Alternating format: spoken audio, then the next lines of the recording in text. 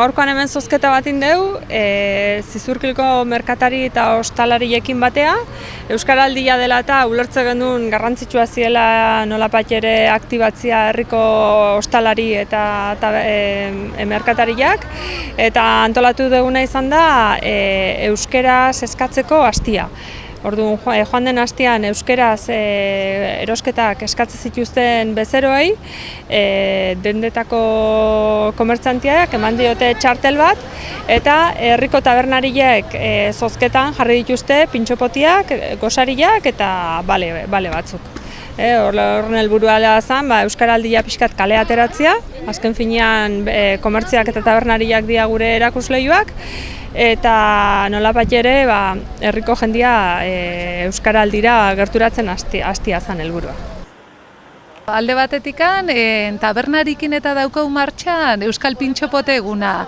Zizurkilbeko tabernen kasun izango da hileko aurrenengo asteazkenian, aurrenengoa izan zen ekainean, eta asmoa da uztailean beste bat egitea, eta gero irailetik atzea, hilero aurrenengo asteazkenian egingo da. Eta Zizurkilgoian kasun izango da hileko aurrenengo ostirala. Oain udan eten egingo due, baino irailetik aurrea berriz hasiko dira. Eta geroa komertzioen kasun da asmoa da udazkenian beste aste bat antolatzia.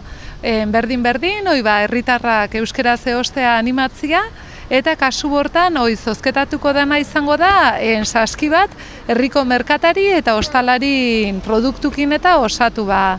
Bai, baina hala ere herritarrei dei egiten dileuna da, aste honetan animatu dira euskaldunak euskaraz eostea, ez dakilenak ere animatu dira agurritzak eta alduena behintzat euskaraz egitea, eta guk animatu nahi dileuna da aste hortan ez gelditzea.